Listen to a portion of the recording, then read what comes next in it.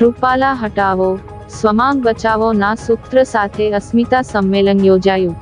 ક્ષત્રિય સમાજની એક જ માંગ, રૂપાલાની ટિકિટ રદ કરો. રૂપાલા હટાવો, સ્વમાંગ બચાવો ના સૂત્ર સાથે રાજપૂત છાત્રાલય ખાતે યોજાયેલ અસ્મિતા સંમેલનમાં ક્ષત્રિય રાજપૂત સમાજની એક જ માંગ, પુરુષોત્તમ રૂપાલાની ટિકિટ રદ કરો.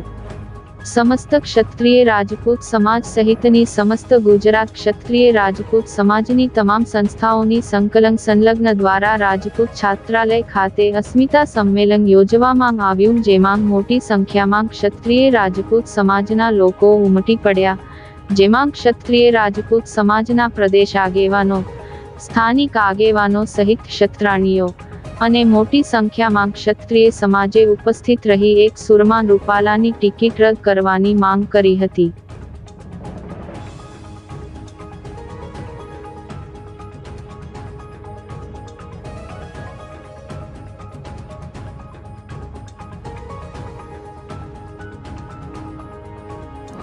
આપ જાણો છો એ પ્રમાણે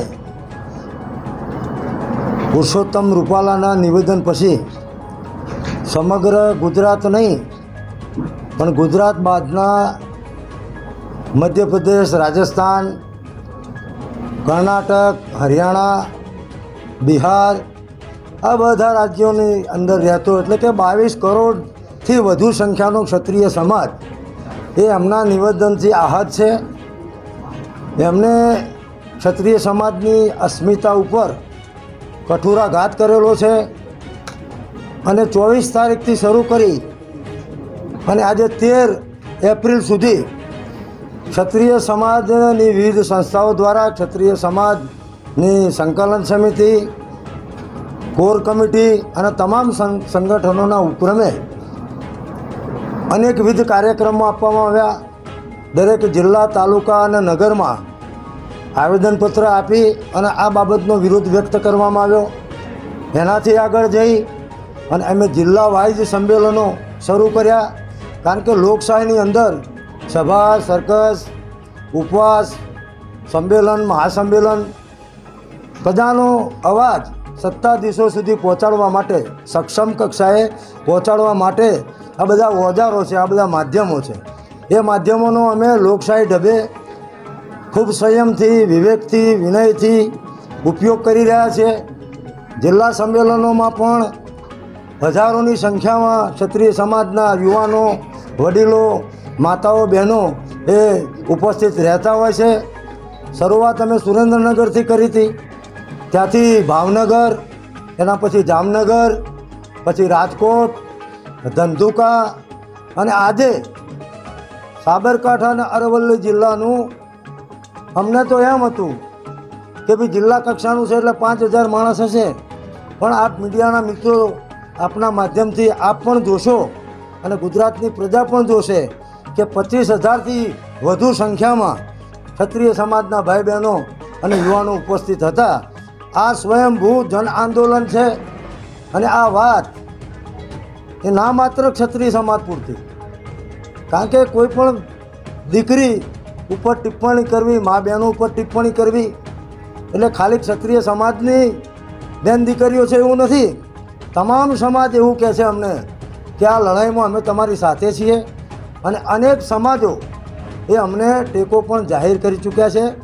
આજે હું અમારા ભરૂચ અને નર્મદા જિલ્લાના ક્ષત્રિય સમાજ દ્વારા અને સહયોગી સંસ્થા દ્વારા આજે આપ જોઈ શકો છો કે વિશાળ સંખ્યામાં જે જનમેદની ઉમટી છે એને મળવા માટે, બધાના દર્શન કરવા માટે, સંકલન સમિતિની વાત રજૂ કરવા માટે આવ્યો છું. અને અમારી આ એક જ માગણી છે કે જ્યાં સુધી પુરુષોત્તમ રૂપાલાનું નામાંકન રદ નહીં થાય ત્યાં સુધી અમારી લડત ચાલુ રહેશે. હજુ પણ અમે ભાજપ હાઈકમાન્ડને કહેવા માગીએ છીએ કે મોડું થયું નથી તો એ નામાંકન પત્ર ભરે જ નહીં એવી કાર્યવાહી એ ભારતીય જનતા પાર્ટીનું હાઈકમાન્ડ કરે. અને જો એમનું નામાંકન પત્ર ભરવામાં આવશે તો અત્યારે અમે ભાગ 1, અમે આ આંદોલનના 2 ભાગ પાડ્યા છે, પાર્ટ 1 અને પાર્ટ 2. તો અત્યારે પાર્ટ 1 ચાલી રહ્યું છે. જેવું એમનું નામાંકન ભરાશે એટલે અમે સંકલન, કોર કમિટી અને ક્ષત્રિય સમાજની સંસ્થાઓ ભેગી થઈ અને નક્કી કરીશું આવતીકાલે 14 તારીખના રોજ 14/4/2024ના રોજ રાજકોટથી 15 કિલોમીટર દૂર રતનપર નામનું ગામ છે, તાલુકો રાજકોટ. ત્યાં અમારું મહાસંમેલન, ક્ષત્રિય અસ્મિતા સંમેલન મહાસંમેલન એ થવા જઈ રહ્યું છે. અને મને જે સમાચાર મળે છે એ પ્રમાણે વિશાળ સંખ્યામાં જનમેરામાં આપણે પ્રજાનો ઉમટેલો સમુદ્ર આવતીકાલે આપને જોવા મળશે. અને એના માધ્યમથી અમે પુનઃ આ જે ભાજપનું હાઈકમાન્ડ છે એને વિનંતી કરીશું